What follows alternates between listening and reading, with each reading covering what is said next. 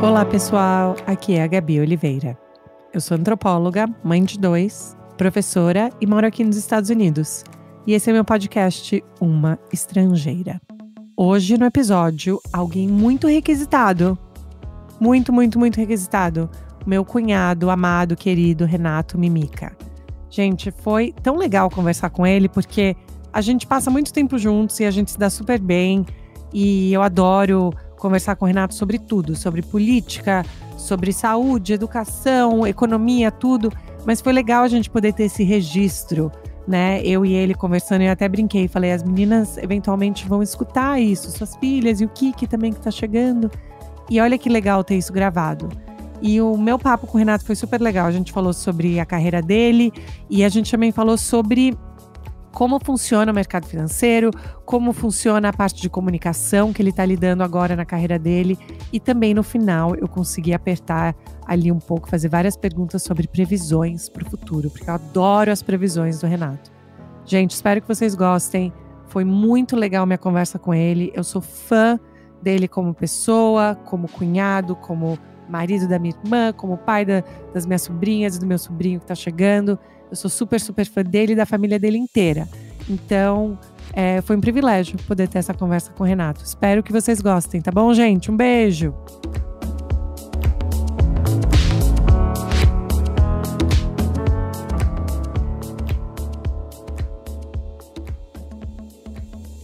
Mas olha, de verdade, eu fico muito feliz que você topou essa conversa. E não fica nervoso. Eu que estou super feliz de poder ter a nossa conversa gravada para a eternidade. Obrigado, Gabi. Nossa, mas que pressão, hein? Adicional. Se eu não estava nervoso, agora eu tô. A conversa gravada para a eternidade. Para a eternidade, as meninas, a Luísa, a Olivia e o Kiki vão poder escutar depois. Vão falar, olha, isso que meu pai foi assim, a história verdade. dele. Aumentou ainda mais a pressão agora. Não posso falar besteira para as crianças. Não, mas de verdade, obrigada por topar. Eu sei que você é mega ultra corrido e a gente vai falar do seu trabalho, da sua carreira e tudo isso. Mas eu sempre começo, quando é alguém da família, eu sempre gosto de começar perguntando assim: se você fosse descrever como que é estar na mesa de jantar ou de almoço com meu pai, minha mãe, irmãs, cunhados, tudo junto, como que você descreveria o cenário? O que significa estar na mesa com os Rocha Oliveira? Eu acho primeiro um privilégio, né? Porque vocês são uma família incrível, super unida, divertidíssima. Sempre a gente dá boas risadas, conta boas histórias. A Mica brinca comigo porque eu sempre tenho pouca paciência depois que eu acabo de comer, que eu gosto de levantar logo. E a Mica sempre brinca comigo que os jantares da família sempre ficam horas, né? Depois que acaba a sobremesa, acaba o café na mesa. E eu sempre falo, mas por que a gente não pode ir no sofá conversar, só ficar na mesa? E a gente sempre dá risada, mas eu adoro. É verdade, o Alex, ele fala que ele demorou para se acostumar. Mas assim, o que eu acho, né, a sua contribuição, são várias, mas eu adoro a sua contribuição na nossa mesa de jantar, porque eu acho que você é uma pessoa super analítica, então você tem alguns pontos, né, para discutir, mas você também não tem medo de perguntar coisas polêmicas, né? E falar, gente, qual é a opinião de vocês? O que vocês acham? Né? E você sempre foi assim, crescendo, ou é algo que você desenvolveu depois de ficar mais adulto? Eu acho que eu sempre fui assim, Gabi, mas observe que eu sempre pergunto coisas polêmicas, mas eu nunca respondo coisas polêmicas. Exato. Eu aprendi a ser sábio nesse sentido. E foi assim na sua casa, crescendo? Como que era a mesa de jantar para vocês crescendo? Eu acho que também foi assim. Na verdade, eu tenho 2 irmãos mais velhos que eu, né? Meu irmão é entre 7 e 8 anos mais velho, minha irmã é 5 anos mais velha, então eu sempre fui muito mais de ouvir do que de falar, né? Meus pais, minha família, a maior parte da minha família é de médicos, né? Minha mãe, meu pai, meu irmão, a minha irmã, assim como eu, fez administração, então muito das conversas dos meus pais, meu irmão, eram relacionadas a temas científicos e de medicina. Então, acho que é por isso também que eu me interesso bastante por ciência e tudo mais, mas eu sempre fui muito mais de ouvir do que de falar. Isso eu acho impressionante. E é ótimo isso com filhas mulheres, hein? Você vai ver isso no futuro, que isso vai pagar o esforço e o resultado. E seu pai, né? Conta um pouquinho, porque eu sei bastante disso, eu adoro seu pai, sua mãe e seus irmãos, e Ana Flávio, Bruno, todo mundo, para mim é família estendida com certeza. Mas conta um pouquinho para as pessoas, né? Seus pais, os dois são médicos, mas seu pai também, né, veio, imigrou, e como que foi? Como que é a composição da sua família, pai e mãe? Sim, minha mãe é nascida no Brasil, né? Ela tem família de origem alemã. O meu pai, nascido no Chile, tem família de origem iugoslava, né? Iugoslávia nem existe mais, né? Para a maioria aí deveria saber pelo menos. Ela hoje seria a região ali que a Croácia ocupa. E meu pai veio na década de 70 para o Brasil, após aí alguns anos nos Estados Unidos, para montar o departamento de microbiologia da Santa Casa, né? Que é a maior rede hospitalar do Brasil. E conheceu a minha mãe dando aula de medicina para ela. E o resto é história. Aí meu irmão nasceu aí um pouco depois disso, minha irmã uns 3 anos depois e eu uns 5 anos depois. Então, nascidos e criados em São Paulo. Não, Minha isso é mãe é carioca, fantástico. aliás. Né? E ela É. tem, e assim, essa questão, né, que para mim é sempre tão incrível, né? Sua família inteira. Eu imagino a pressão, se você sentir alguma pressão crescendo, falando, poxa, né, meus pais médicos, irmão médico, a minha irmã já está fazendo isso. Então, o que que vai ser, o que que eu quero fazer? E será que tem que seguir nos passos dos meus pais? Você sentia essa pressão? Não, era o contrário. Eu adorava medicina. Eu frequentava vários ambientes relacionados à medicina, né? Frequentava muito a Santa Casa quando era pequenininho e eu adorava, eu me fascinava por aquilo, adorava ver órgãos e adorava ver fotos de cadáveres, né? Parece meio esquisito falar isso, mas eu era super fascinado por ciência, adorava ver filmes sobre epidemias e tudo mais. E eu me fascinava por tudo aquilo, tanto é que eu sempre quis ser médico e não teve nada a ver com pressão. E meu pai sempre falava assim: filho, se você for esperto de verdade, você vai fazer alguma coisa relacionada à administração. Tô brincando, mas eu queria fazer medicina, inclusive até bem perto do vestibular, eu queria fazer medicina. Eu acabei entrando em administração meio por circunstâncias ali. Eu tinha passado na GV e eu falei, poxa, passei na GV, que é uma super escola, né, Gabi, você conhece bem, é, e, e falei, vou testar aqui. Eu adorei a GV. E aí eu acabei seguindo o curso de administração, adorava a faculdade, e acabei entrando no mercado financeiro. Foi tudo meio sem querer, assim, porque olhando, sei lá, se eu olhar para trás e me ver com 16, 17, 18 anos, eu queria fazer. Eu não sabia direito o que eu queria fazer, mas mais provavelmente eu queria fazer medicina. É, então foi zero pressão, na verdade foi muito pelo contrário, eu adorava e acabou não acontecendo. Quem sabe um dia ainda eu abandono tudo e vou estudar medicina. Mas e tinha alguma parte da medicina que, se você fosse escolher uma especialidade, você pensava ou não? Não, mas eu gostava de falar que eu queria fazer neurocirurgia porque eu imaginava que era a mais difícil de todas, então eu gostava do desafio. Isso que, tá vendo? Isso que eu acho que é muito interessante, porque é quase que assim, tanto faz, né, o que você decidisse fazer, mas o seu foco sempre foi em aprender, em como se desafiar e tentar algo novo, né? A minha impressão é que você não é uma pessoa que tem medo de tentar alguma coisa e não dar certo. Você coloca pressão em você, mas você não é muito assim, tanto faz se o público, né, se as pessoas falam, ele errou, ele fez errado. Você sente que isso é verdade ou você acha que você também tem essa mistura de querer também algum tipo de aprovação externa quando você faz algo? É difícil falar, Gabi. Eu acho que no final todo mundo procura algum tipo, né, de aprovação externa em menores ou maiores escalas. Eu acho que, me analisando internamente aqui, eu acho que eu procuro em menor escala versus outras Hum. pessoas, né, versus a média de outras pessoas. Mas você sempre procura isso, né, de certa forma. Acho que é comum do ser humano. É muito difícil você ser isolado e estar completamente desencanado de opiniões externas e feedbacks alheios, etc. Então, acho que todo mundo tem um pouco disso, eu também, claro. Mas eu adoro esse negócio de desafio, de, pô, isso é muito difícil, mas vamos tentar fazer. E sempre fui assim, eu acho. Com tudo, desde jogar videogame quando eu era adolescente, até paquerar quando eu era um pouco mais velho, adolescente, até entrar em trabalho que era difícil, quando eu estava procurando estágio. Então, eu gosto desse negócio de desafios, eu acho.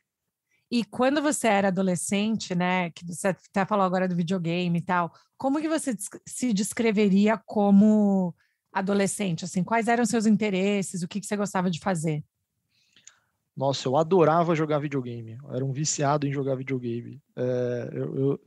Eu ainda sou, né? Mas eu era muito o estereótipo do nerd. É, eu confesso que eu ainda sou. Adoro, me interesso por ciência, por tecnologia. Pô, sou bom de matemática. Então, eu sou esse cara aí. Isso para mim. Mas assim, você ainda joga videogame ou não? Vocês não têm videogame em casa, tem? Não, eu tenho, mas eu não jogo. Até preciso vender, colocar em algum lugar para vender ou doar para alguém. Mas eu Sério? não, Então você não joga mais? não jogo mais. Mas acho que é muito mais por prioridade de Hum. fazer outras coisas no meu tempo livre, sabe?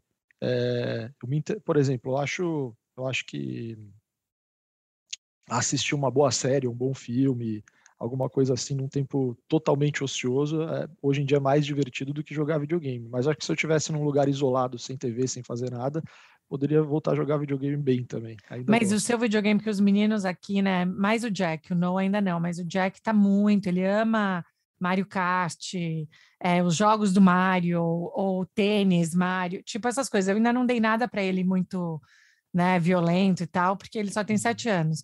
Mas, assim, quais eram os jogos que você gostava e tinha a ver com lógica, com tentar entender caminhos e lógica, ou era algo mais mecânico?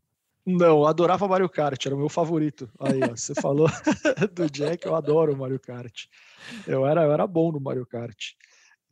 Mas eram esses clássicos, acho que nem tinha tantas opções assim, tinha aqueles best sellers ali no passado Tipo, você e lembra do eu Donkey adorava os Kong? Era melhores. Donkey Kong o que chamava? Sim, Era adorava isso que chamava também. Super Super Mario, esses também. E eu lembro de Atari, mas não sei se você jogava, porque eu acho que eu sou um pouco mais Atari, velha. Atari o meu irmão jogava e eu lembro porque eu jogava com meu irmão e tudo, mas eu É, sou mais da época do. um Mas pouquinho. você também é mais da época do Master System, do Sim, sim. Nintendo, Super Nintendo. Super Era Nintendo, divertidíssimo. de colocar a fita, né? Você lembra? Hoje em dia, não sei se você vê, mas hoje em dia é um microchip, né? É minúsculo. A gente pede na Amazon, pode se perder. E antes eu lembrava da fita, colocar a fita dentro, né? Tirar, ejetar a fita, era alguma coisa mais assim. Olha É, só. Mas eu estou desatualizado. Eu imaginei com a tecnologia atual que você nem precisava de um microchip, era só fazer o download do negócio e você saia jogando. Deveria ser por isso, assim. deveria ser assim, mas eu acho que algumas coisas eles estavam tentando, a gente estava tentando descobrir isso, mas parece que uma pessoa estava comprando e dando download para várias, então eles estavam tentando Ah, restringir, mas é minúsculo, é bem pequenininho, né, o que vem. Mas aí, então, interessante. assim, pensando, então, você fez GV, aí qual foi seu primeiro estágio lá, quando você está fazendo GV?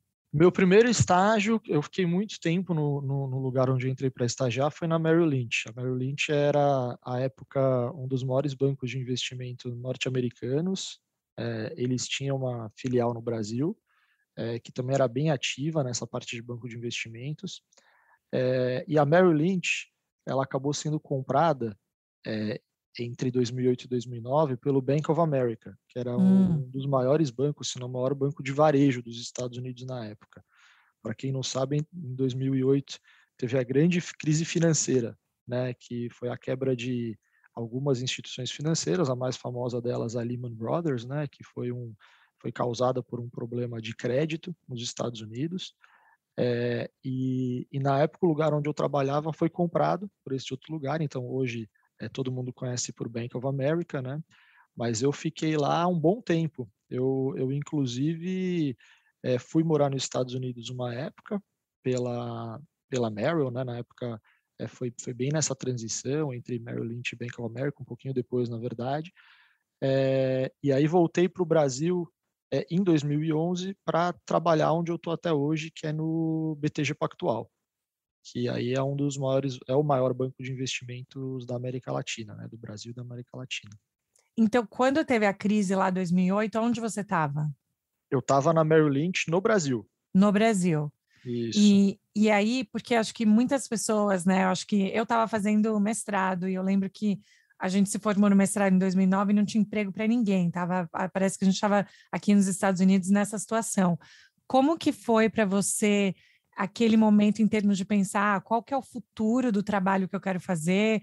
Ou não, tem sim recuperação, porque o mercado financeiro sempre se recupera. Você teve algum momento ali naquela crise de pensar, não, não sei se isso aqui é para mim, talvez eu quero procurar outra coisa para fazer? Não, não teve isso, Gabi. Eu estava super empolgado, super engajado no trabalho.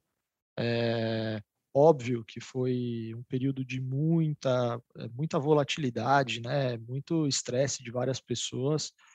Eu confesso que eu acho que era muito novo ainda para estar tão estressado. Então, eu acho que eu não vi o problema com a gravidade que ele tinha de verdade, ou com as preocupações que pessoas aí, né, com mais responsabilidades na vida tinham ao tempo. Eu era muito novo ainda.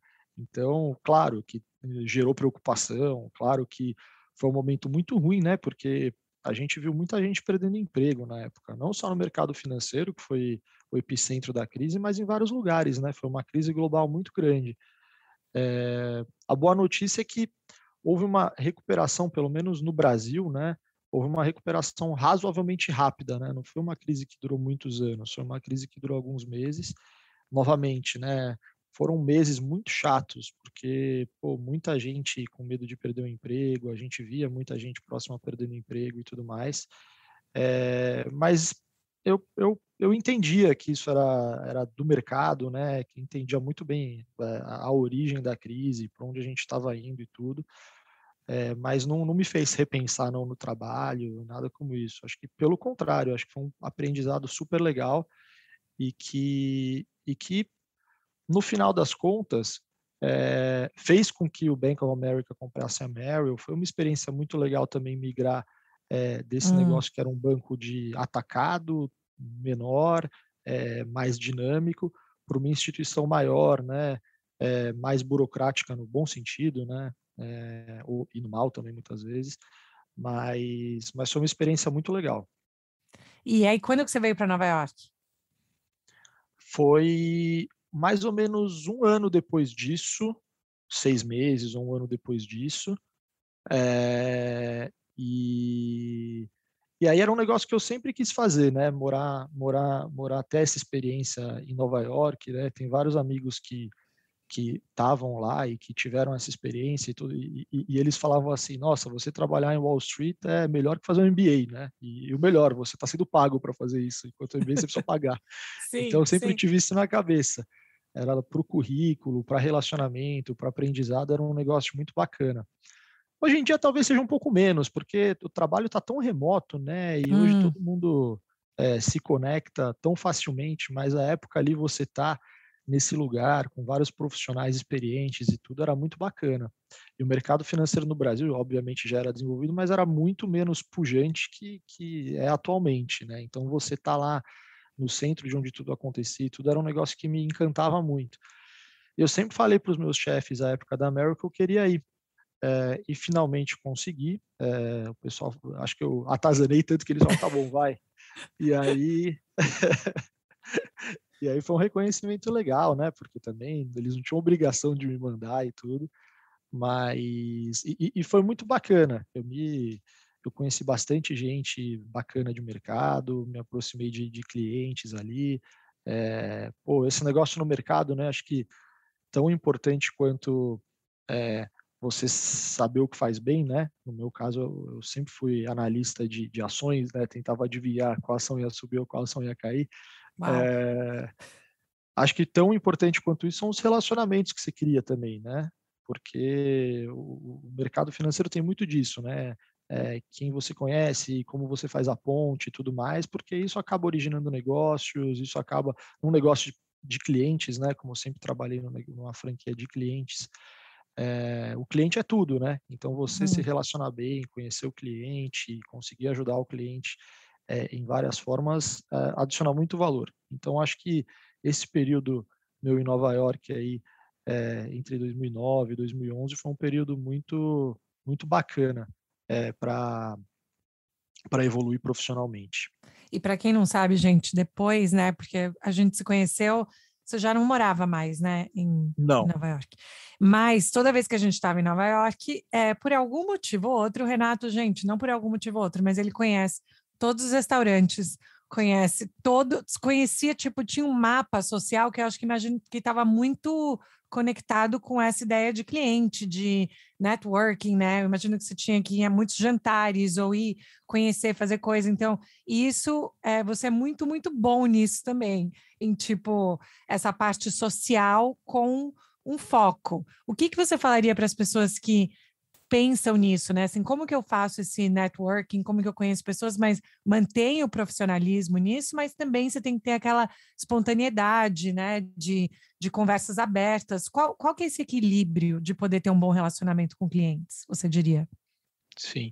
Gabi, eu diria que, primeiro que eu ia em restaurantes e tudo, a maioria das vezes eu ia mesmo, como a gente fala, na física, né? Eu ia porque eu gostava mesmo, queria experimentar comida nova, bebida nova. Sempre fui meio que Um foodie, de um foodie, verdade. um explorador, assim, de restaurantes novos. Sempre adorei comer. Então, teve o meu infelizmente, eu fui muito mais eu mesmo pagando do que levando clientes, né. Mas isso dito, essa sua segunda pergunta, que é como nesse relacionamento com clientes, equilibrar, né, o lado profissional e pessoal, acho que primeira coisa é não forçar, né. Acho que cada um tem seus próprios limites também, né. Não adianta você ser uma pessoa mais introvertida, e tudo mais, e querer chegar para um cliente e ficar falando da sua vida, e querer fazer papo de bar e tudo mais, né. Segundo que o interlocutor também muitas vezes é assim, né. Às vezes a pessoa é mais introvertida também, tá a fim de falar mesmo de trabalho, se for para falar de vida pessoal e tudo, tem outras pessoas melhores para falar. Então acho que todo esse relacionamento a minha dica é ser muito profissional sempre, né, especialmente na construção do relacionamento, e ajudar a pessoa profissionalmente mesmo, né. Eu acho que esse é como você começa construindo uma boa, fonte, profissional, boas pontes profissionais, né. Então, e o resto aí é evolução, né, aí, pô, você já conhece a pessoa profissionalmente, eh eh, tendo ajudado de alguma forma, às vezes, eventualmente, você acaba conhecendo um outro interesse, acaba falando: "Ah, pô, eu vi que você gosta de filme de esportes, assistiu um filme legal", e começa assim aos poucos, né. Mas eu acho que forçar isso é o pior, porque Uhum. você pode acabar sendo um verdadeiro mala, né. O cara quer falar de coisas profissionais, quer sua ajuda profissional, você liga para o cara falar de um filme. E tipo, ele assim, você não é meu amigo, eu quero, né, para outra coisa e tal, ele conta com você com Exatamente. isso. E aí você morando em Nova York, como que foi essa transição de você morava em São Paulo, né, fazia GV, tinha sua vida, né, em São Paulo, mas aí você vai para Nova York, não sei se você morava sozinho, se você morava com alguém, mas assim, é uma vida muito diferente, né, as pessoas acham que é só glamour, mas é tudo muito mais caro, né? A gente não tem algumas facilidades que às vezes no Brasil tem. Quais foram as principais diferenças para você, assim, de morar em São Paulo e morar em Nova York? É verdade, Gabi. Nova York é mais caro, muito mais caro. Eu tive uma sorte, talvez, nesse sentido, de estar lá numa época em que, primeiro, o real era muito mais forte, Hum, né? Então, a pequena poupança que eu tinha, comportava, né, gastos maiores versus hoje, por exemplo, né, a gente está falando o real hoje deve estar umas 3 vezes mais desvalorizado do que era a época, né. A gente está hum, falando de uma época que, agora eu não lembro de cabeça, devia ser perto de R$ 2 por dólar, agora está cinco e uau. cinquenta, né, então muda bastante. E tem outro ponto, que foi logo depois da crise Hum, financeira. Então o preço de imóveis, o preço das coisas tinha despencado. Então verdade. também tinha acontecido uma deflação, né. Então acho que nesse sentido de custo de vida, eu fui na melhor época possível para um brasileiro ir para lá, né? Era uma das épocas com a nossa moeda mais valorizada e com os preços lá fora mais baratos. Então, primeiro que eu acho que teve essa circunstância de sorte aí de não passar tanto perrengue como eu passaria, né, indo morar hoje lá por conta de câmbio, preços em geral e tudo mais. Segundo, que eu morava sozinho e não tinha, felizmente, ninguém para sustentar além de mim, né, à época. Então também era um pouco mais fácil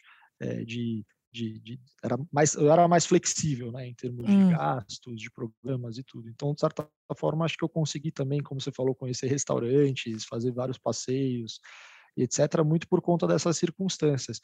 Então, foi uma época muito divertida, na verdade. Eu trabalhava muito e conhecia muitos lugares novos, viajava muito por ali também. Então, foi uma época que era trabalho e diversão, né? E pouco sono.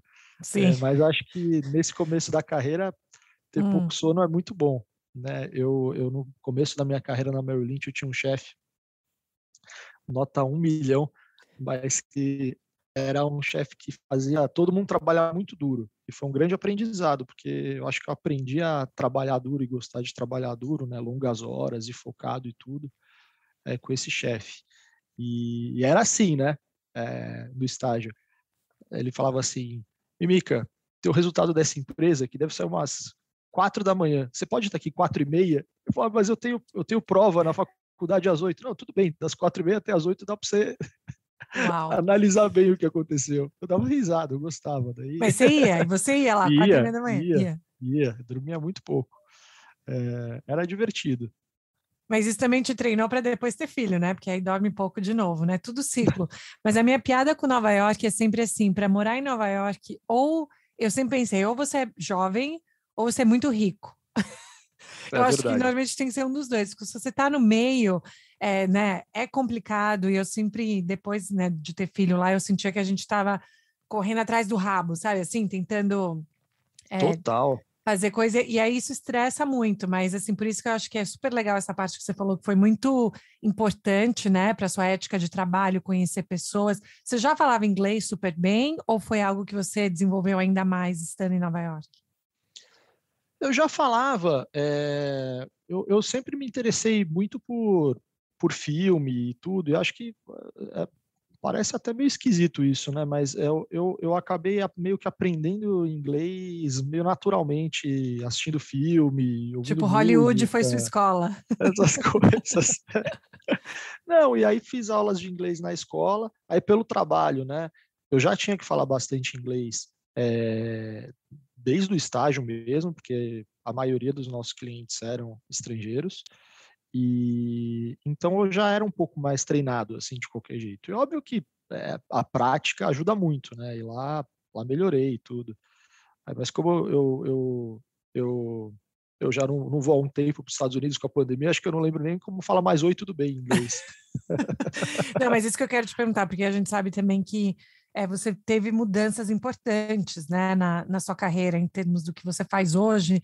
Então, quando você começou a trabalhar no BTG pós Merrill Lynch, era também como analista? Isso, eu fazia mais ou menos a mesma coisa, em posições diferentes, mas mais ou menos a mesma coisa, né? Que era ajudar os clientes institucionais, né, que são o pessoal que tem fundos de investimentos, né, os outros analistas de fundos de investimento, gestores de fundos de investimento, as pessoas que cuidam da grana das outras pessoas, basicamente, a tomar decisões melhores de investimento, né, principalmente com quais ações eles deveriam ter ou não ter na carteira, né, e isso foi com que eu sempre trabalhei desde o estágio na Merrill em Nova York e voltei para São Paulo para fazer isso no BTG também. Então você tem que, por meio de muito estudo, pesquisa econômica, pesquisa sobre a empresa, conversar com, né, os executivos das empresas e tudo, e fazer modelagem financeira das empresas, e daí você tem instrumentos para avaliar, né, qual seria o valor justo da empresa. Você, com tudo isso, olha o preço da ação na bolsa e fala assim, pô, esse preço está certo ou está errado, né? Hum, E se tiver errado, é para comprar, né, o preço deveria ser maior, ou é para vender, o preço deveria ser menor, né? Então, basicamente, resumindo aí em 1 minuto, isso é que eu sempre fiz. E, e aí no BTG eu fiquei um bom tempo fazendo isso, né, essa parte de análise de ações e para clientes. E de uns 3 anos para cá eu comecei a mudar de ares, né? Hum, Eu acho que uma coisa muito legal do BTG, que é o grupo onde eu trabalho, é que você tem uma certa horizontalidade, né? Não tem um monte de hierarquia, um monte de silos organizacionais, e é todo mundo empreendedor lá, então todo mundo trabalha para o melhor do banco, sabe o que está acontecendo em outras áreas. Você levanta a mão se você estiver mandando bem, você pode ir para uma outra área se tiver vaga aberta, né? Então isso é uma coisa muito bacana do BTG. E nesse sentido eu acabei me envolvendo com alguns projetos mais relacionados ao investidor de varejo, né, que foi uma hum, coisa que a gente sempre foi muito otimista, né? A gente chama isso do aprofundamento financeiro do brasileiro, né? Assim, com tecnologia mais disponível, desintermediação, taxas de juros estruturalmente mais baixas, né? Comparadas ao que a gente tinha lá atrás. O brasileiro está cada vez mais próximo dos investimentos, né? Cada vez investindo mais, cada vez mais presente na bolsa, cada vez saindo mais da poupança. E, e com essa visão, o BTG começou a olhar muito para os investidores de varejo, né? E não só os investidores institucionais ou grandes fortunas, como era o caso do BTG antigamente. hum. E aí, nos últimos 5, 6 anos, a gente fez muitas investidas, né, nesse negócio para o investidor de varejo. E isso, naturalmente, Gabi, conversava muito com mídia e conteúdo, né? Eu acho que cada vez mais você tem uma intersecção aí entre serviços financeiros, mídia, conteúdo. Você vê aí nos Estados Unidos, por exemplo, né? É, quem é banco está querendo virar mais empresa de mídia, quem é empresa de Uhum. mídia está querendo ir para mercado financeiro oferecer produtos, redes sociais querendo virar os dois também, né? Você tem negócios aí como o Google querendo virar carteira, um monte, né? Tá todo mundo indo para esse lugar que é efetivamente um lugar com muitas sinergias. Eu fui cada vez mais me aproximando desse negócio em relação à mídia e conteúdo também lá dentro do grupo. E, e participei muito ativamente de toda a história aí, de todo o plano de negócios e tudo da aquisição da Exame, né? A Exame ia ser sua próxima pergunta, né? Eu estou falando sem parar, mas Por já favor, continua, adiantando, tá fantástico. a Exame, obrigado. A, a Exame era do Grupo Abril, né? Esse pessoal aí deve conhecer, é a principal publicação de negócios do Brasil, provavelmente da América Latina também.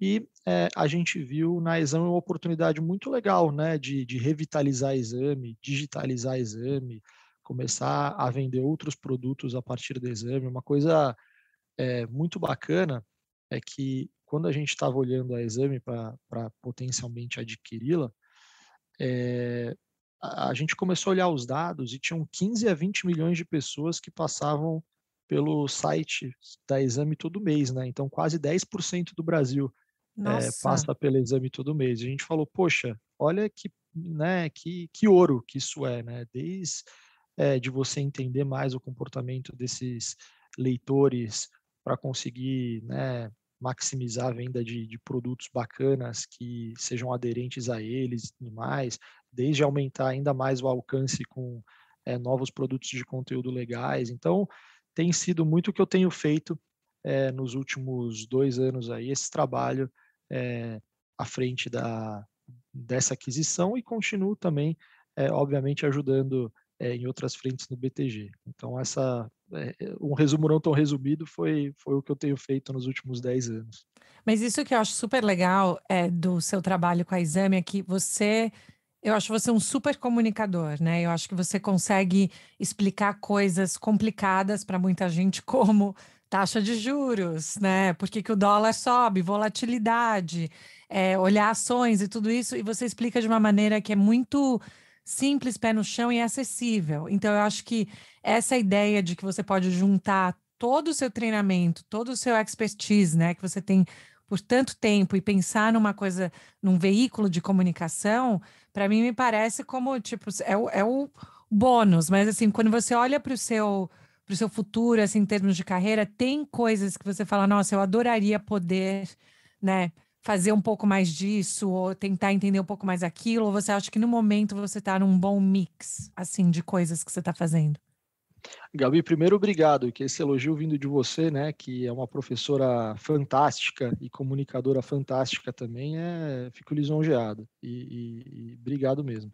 Segundo, sobre sua pergunta, eu acho que eu já estou fazendo muita coisa legal com um bom mix aí entre mercado financeiro, esse negócio de mídia, comunicação, então eu já estou com um prato bem cheio, bastante coisa legal para fazer. A gente tem aqui uns projetos bem ambiciosos, Hum. de crescimento em várias frentes. Eu tô muito envolvido com esses projetos bacanas aí para ano que vem, anos subsequentes. Então, eu já tô meio que falando assim, não, se der certo o que a gente está pensando para fazer 2022, 2023, já é o que eu quero fazer.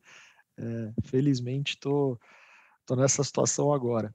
E aqui mesmo na Exame, a gente tem atualmente várias coisas novas que a gente está fazendo, né? Primeiro, a própria digitalização do negócio e tentar gerar mais valor para os nossos leitores, nossos parceiros de mídia também, né? A gente tem conseguido ser felizmente bem sucedido nisso.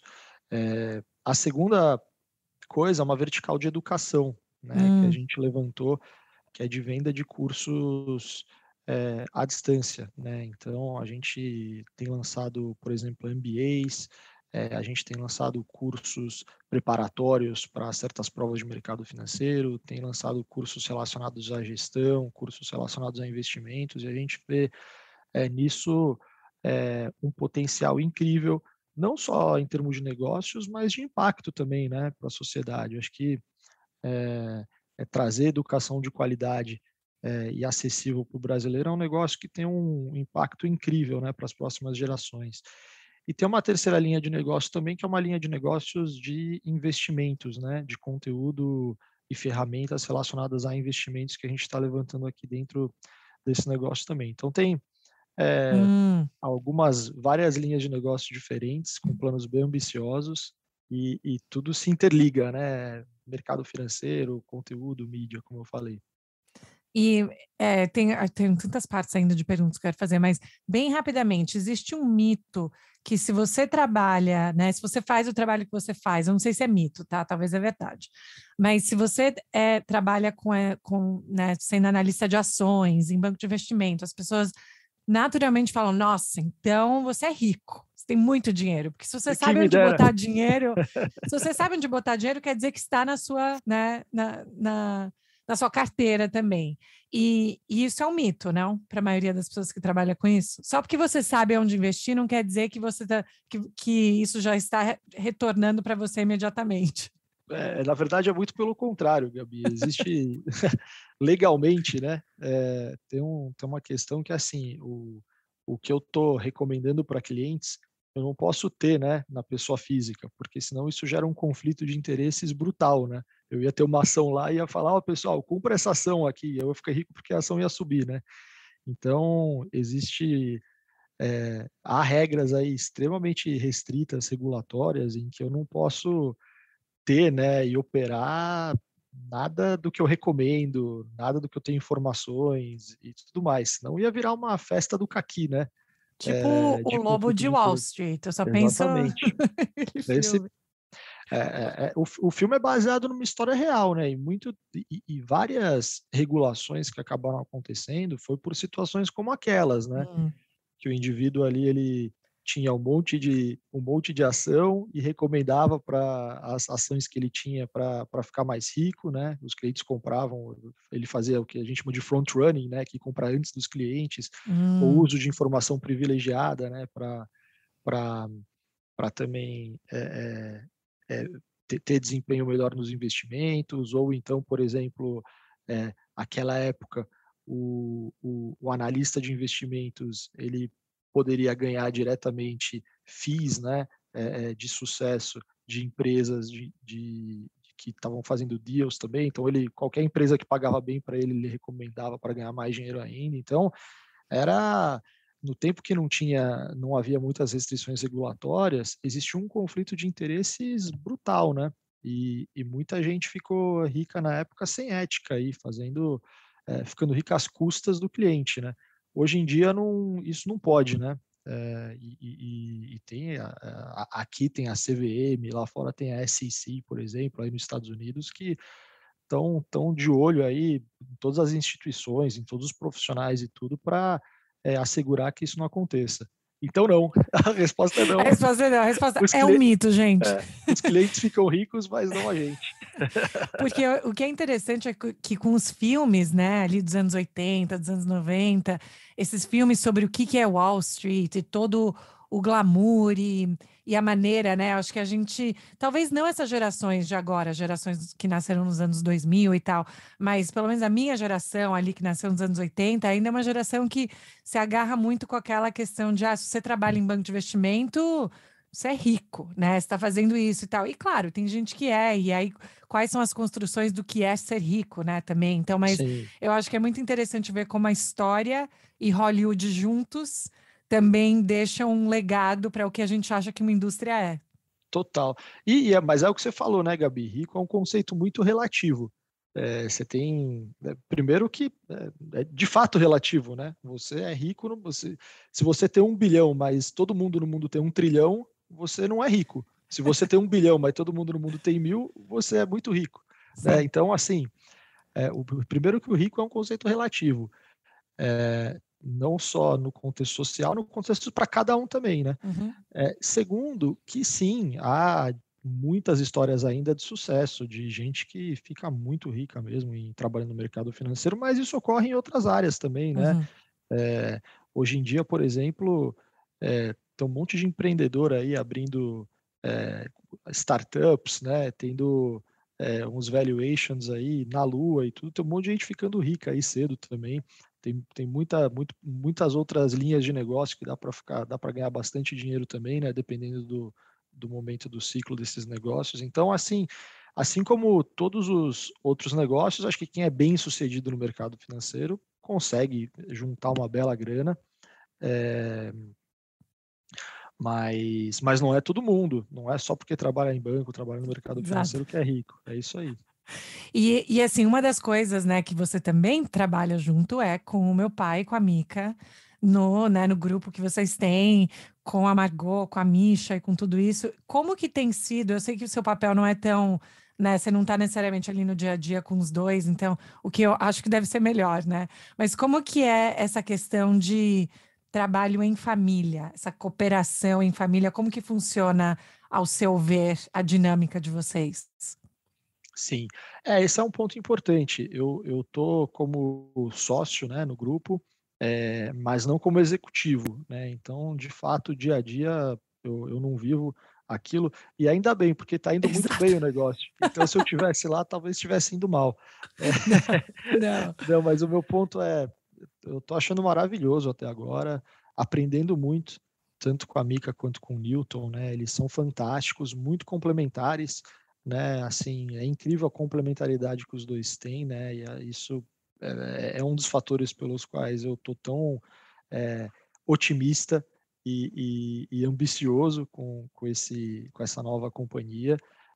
E tem sido maravilhoso. Eu gostaria de até me envolver mais, né? Mas eu não consigo, por conta das minhas tarefas aqui do dia a dia, no BTG, na Exame e tudo mais. Mas tem sido fantástico, eu tenho aprendido muito, e felizmente as coisas estão indo muito bem, né? A gente sempre ouve que negócios em família são difíceis, que gera briga, que não sei o que lá, mas a dinâmica tá super tranquila, e novamente de muita complementariedade. E como que é a Mica qual a diferença entre Mica mãe e Mica executiva, você diria? Personalidade. Eu acho que pouca. Não tem muita diferença. Ai, adorei. Mas como que você descreveria? Porque eu tenho na minha cabeça uma descrição, mas eu quero ouvir como você descreveria. Não, a Mika, primeiro que a Mika se demonstrou uma executiva excelente, aprendendo muito rápido, né? Assim, a Mika sempre teve uma, vou dizer, uma vocação muito grande para comunicação, para criação, para novas ideias. E eu admiro muito a forma com qual ela tem aprendido rápido aspectos de gestão, de estratégia, aprendendo rápido aspectos financeiros do negócio. Então, tem sido uma surpresa muito positiva, né? Só fez crescer minha admiração pela Mika. E eu acho que tem uma relação muito grande com a maternidade, porque a Mika também virou mãe recentemente, né? Apesar da gente já estar no terceiro, foi tudo muito rápido. Ela virou mãe recentemente e ela aprendeu, né, entre aspas, não sei se tem isso, mas aprendeu a ser mãe tão rapidamente, de forma tão excelente também, né? Então, muito ativa na vida das crianças, muito responsável, uma educadora incrível com as meninas, e ao mesmo tempo que sabe brincar, o que as meninas dão de risada com elas, é uma gritaria em casa, né? É gritaria. É uma gritaria total. E então acho que se tem um aspecto muito comum entre a maternidade e a Mika como executiva, é a capacidade dela de, primeiro, aprender muito rápido e, segundo, fazer com excelência, né? Apesar de sobrar pouco tempo para ela, né? Para ela fazer as coisas dela, né? Isso que eu fico ansioso, eu falo, pô, mas tira um tempinho aí para você fazer uma massagem, dormir, fazer a unha, sei lá. Mas as prioridades acabam sempre muito a família e o trabalho. Então, só cresceu minha admiração por ela. Isso é muito, e o que é muito legal de ver também é o seu apoio, né? Porque acho que a gente não consegue, como mulher, como mãe, a gente tem nossas ambições, mas a gente também carrega, né, várias coisas internalizadas do que significa ser uma boa mãe. A gente tem muita culpa, né? Parte de como a gente é, tudo no nosso cérebro também. Eu acho que ter um parceiro, né, uma parceira que possa ter essa admiração e apoiar, eu acho que é fundamental. Então, assim, é muito legal ver vocês como time, né? Não só como time nessa parte de trabalho, mas como time mesmo, como pais, né? E você, como pai, como que você se definiria? Acho que eu sou um pai derretido. Eu faço tudo que as meninas querem. Elas vão me enrolar muito. A Luísa já me enrola bastante. A Olivia está começando a me enrolar. Espero que eu não seja assim com o Henrique também. Senão vou ser o pai mais enrolado do mundo. Mas elas, pelo menos até agora, elas conseguem tudo que elas querem, tadinhas. Tadinhas não, Não, tadinho de mim. de você, E, sim. e a Mica sempre zoa, ela fala, elas vão pedir pro pai porque o pai faz, né? Porque o pai. Mas é isso, eu sou super derretido pelas meninas. Fico vendo foto delas no tempo livre, admirando, vendo os vídeos engraçados e tudo. Tento ao máximo também, né, equilibrar de passar tempo com elas, porque é a coisa mais gostosa que tem, né, apesar de cansar, porque sempre tem que estar ou brincando, ou dando banho, ou acordando de madrugada e tudo. É um tempo muito gostoso que eu não trocaria por nada. Então, acho que uma palavra que me define como pai é um pai derretido, e se forem duas palavras, derretido e feliz. E, gente, para quem não sabe, o Renato ele é super, né? Você tem o horário do banho, você sempre voltava para casa para dar banho, especialmente ali no comecinho com a Luísa. Sempre, para mim, sempre foi muito legal ver vocês crescendo, né? Como pais. Eu sei que a gente está quase no horário, mas eu só tenho umas perguntas, já que eu estou com você aqui, umas perguntas de qual é a sua resposta para. Então, é como raios, tá? É tipo aquele Thunder Lightning Round, sabe assim? Tipo, perguntas Sim, rápidas vou ter que pensar bem para não responder besteira. sobre o futuro. Mas assim, pensando em análise, porque você é uma das pessoas que eu mais consulto, que eu mais gosto de ouvir sobre análise do que está acontecendo no mundo. Para o Brasil, faz muita diferença quem é o presidente nos Estados Unidos? Faz para o mundo inteiro. Né? A posição mais. A resposta é longa ou é só faz ou não faz? Não, pode ser um pouquinho longa se quiser, vai. Tá bom. Faz, mas é o país economicamente, né, em termos de relações comerciais, relações políticas mais importante do mundo. Então, sem dúvida faz para o mundo inteiro e, portanto, para o Brasil. E como que está a comparação do que era Trump e Biden para o Brasil nesse momento? O Biden, o Biden, ele Vamos lá. Para o Brasil especificamente, eu acho que mudou pouca coisa até agora, né? O Trump era um presidente que deixava os mercados muito voláteis, né? E trazia uma sensação de risco maior, e que dificultava muito o planejamento em vários sentidos, né? Então, e não é posição política de democrata versus republicanos, não. É a pessoa do Trump mesmo, né? Você Uhum. acordava sem saber o que o cara ia tuitar e o que, que isso ia impactar em preço de commodity, relação com a China, relação com outros mercados emergentes, relação com a Europa. Então era um ambiente de ansiedade diária ali, né, com o Trump. Então o Biden, assim como outros políticos mais profissionais seriam, acho, tem sido algo menos montanha-russa, né? Eu Hum. acho que isso ajuda o ambiente de negócios no mundo. Mas, Gabi, a comparação entre os dois mandatos para o mundo vai ser uma comparação sempre muito difícil, sabe? Porque foram momentos muito difíceis também, né? O Biden está pegando um Estados Unidos aí né, durante barra pós-pandemia, num cenário diferente em termos de preços de commodities, cenário diferente de juros globais, cenário talvez um pouco mais complicado de relações internacionais versus quando o Trump entrou, né?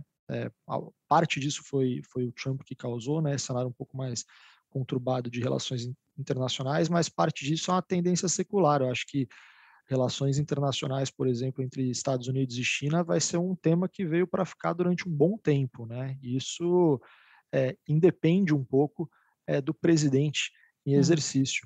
Claro que um indivíduo como o Trump pode piorar um pouco a situação, né?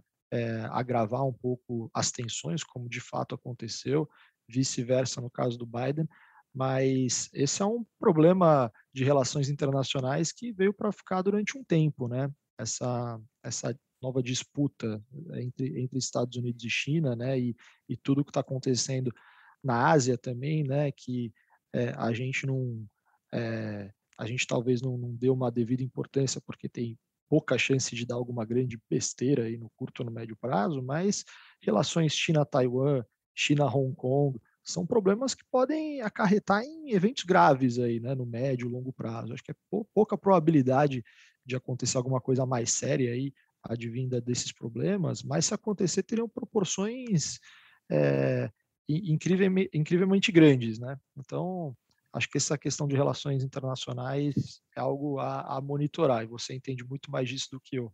Não, mas isso para mim, essa questão da China, né, é uma questão que talvez seja essa nova versão da Guerra Fria, né, que a gente vê nessa era, essa disputa. E algumas semanas atrás, né, teve algo, semana passada, nem me lembro mais, mas que aconteceu na China mesmo, no mercado financeiro deles, que deu uma Sim. chacoalhada, foi algo, você olha para aquele momento, ou talvez explica para as pessoas o que aconteceu e o que isso pode significar a longo prazo.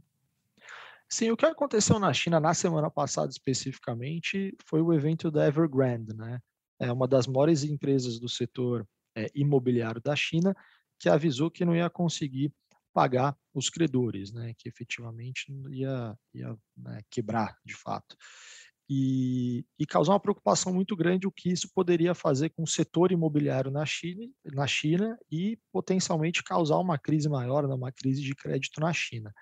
É, mas não foi só o evento da Evergrande, né, que tem assustado os investidores ali na China. Um pouquinho antes disso até, o governo chinês já estava tomando algumas medidas regulatórias que estavam assustando investidores, né? Então algo, por exemplo, né, proibir algumas certas empresas do setor de educação de cobrar por educação, né?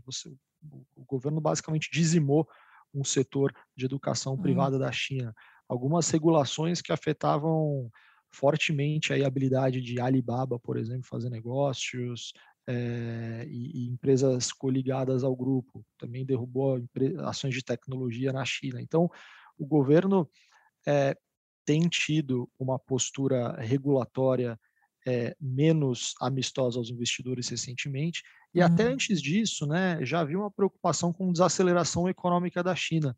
A China, ela foi um dos países no mundo que menos teve estímulos monetários e fiscais para sair da crise do Covid, até porque eles conseguiram conter bastante o Covid, né, no começo. Então, foi o primeiro país a sair da crise.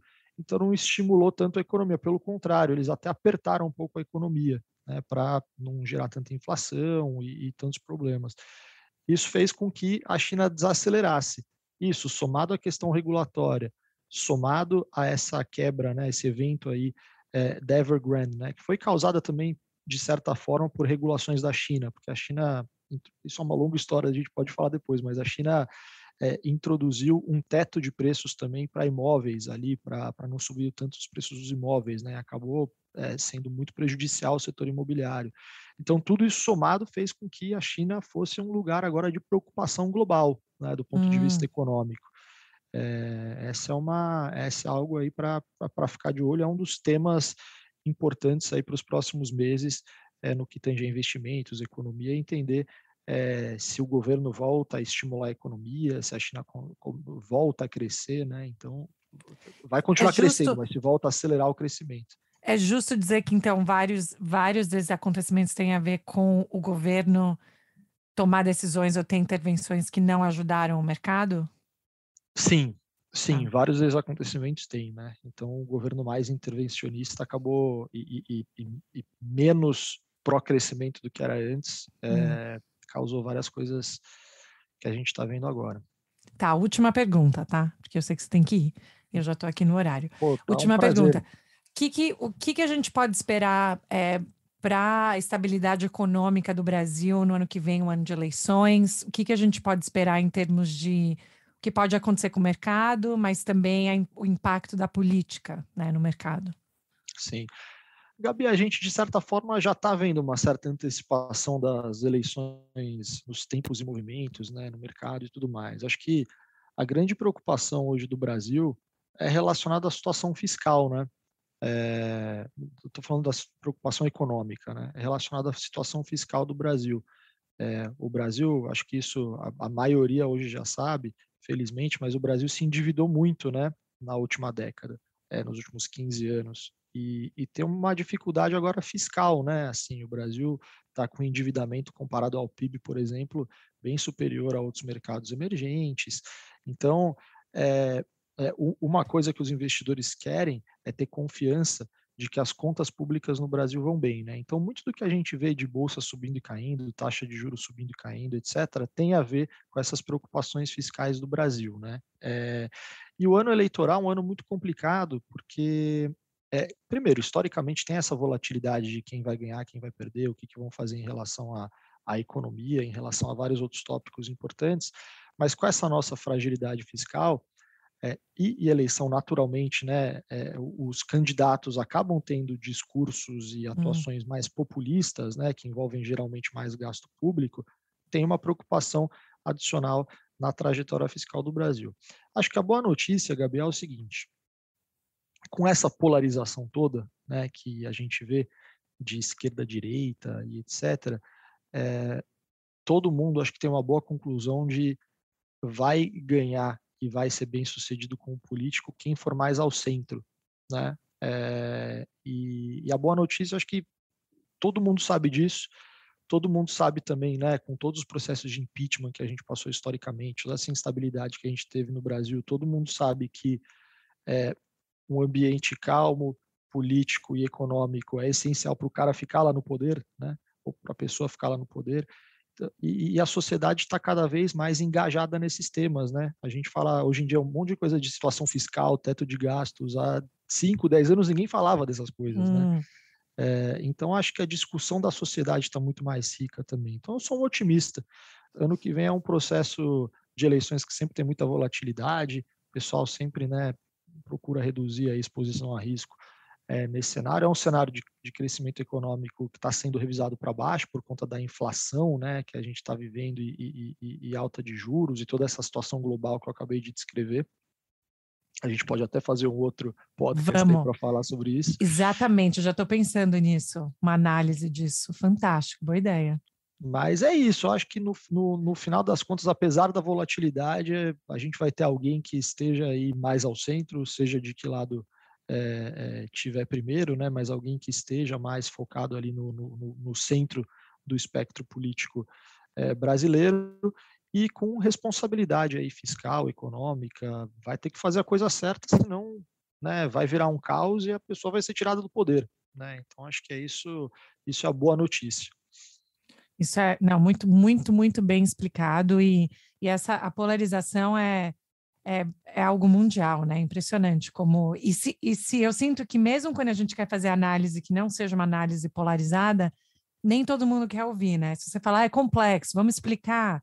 Não, às vezes as pessoas querem se agarrar a, né, uma frase de efeito, algo assim, não, é isso ou é aquilo. Eu acho que esse trabalho de educação, por isso que é tão legal escutar o projeto também da Exame, né, tudo que vocês estão fazendo também tem a ver com essa ideia de pensar numa curadoria de informação que faça sentido para que as pessoas se aproximem mais e tenham mais empoderamento em poder ter opinião e falar sobre coisas que interessam para elas, né? Sim, mas esse negócio, Gabi, você vê no mundo, né? A gente teve essa dinâmica muito de polarização nas eleições anteriores, mas você vê que tem talvez, né? A gente está começando a observar uma mudança aí também no comportamento do eleitor globalmente, que está procurando essa turma mais de centro, né? O próprio Biden aí, eu acho que foi um exemplo disso, né? Sim, total. Um cara é um político tradicional que todo mundo conhecia, um cara experiente, mais centrado ali, não é muito direita nem muito esquerda.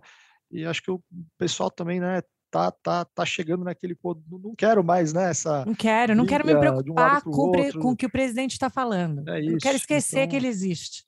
acho que isso é um fenômeno que você começa a observar em outros lugares também, né? Não só nos Estados Unidos, as próprias eleições alemãs aí recentemente. Então, enfim, eu sou otimista. Você é otimista mesmo, aquariano, otimista, que focado em um aprendizado incrível. Super, super obrigada por ter passado essa hora aqui comigo. Fico muito feliz. E vamos fazer um capítulo onde a gente foca totalmente essa análise global e você explica tudo isso, porque eu acho fantástico. Mas você também tem que... Você está dando aula, né, agora? Como que é? Não, vocês não têm o pacote não é o MBA que eu vi vocês falando. A gente aqui na Exame tem alguns negócios de MBA. O que você deve estar pensando que outro dia, acho que foi anteontem, se eu não me engano, agora. Eu vi a Mica falando. Eu dei uma pequena aula aí no nosso curso de MBA. Mas longe de ter aspiração como professor, Gabi. Não mas olha só, nem fala nisso. Ó. Vamos ver se você vem para cá. Quando der para viajar, você vem para cá e fala em uma das minhas aulas. Vai ser demais. Olha, eu só eu vou pagar para conseguir ter no meu currículo isso. De aula em Harvard. Exatamente, adorei. Não, mas super obrigada. Ai, dá muitos beijos Gabi. nas meninas para mim. Tô com muitas saudades e tomara que a gente consiga se ver logo. Sim. Obrigado, viu, Gabi? Obrigado pelo convite, lisonjeado em participar e parabéns aí pela trajetória. Obrigada, Rê. Beijo. Tchau, tchau.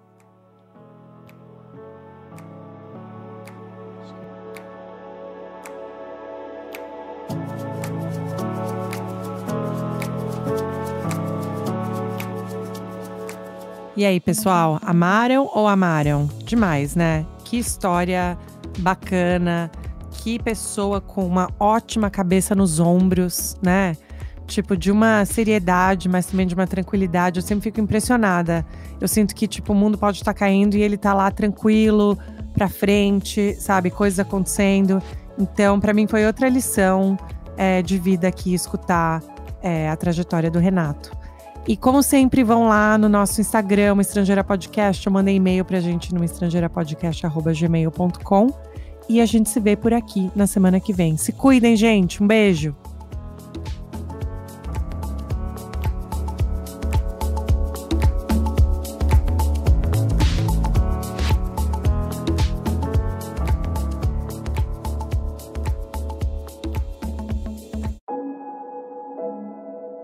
Esse podcast foi editado por Fábio Guerrara.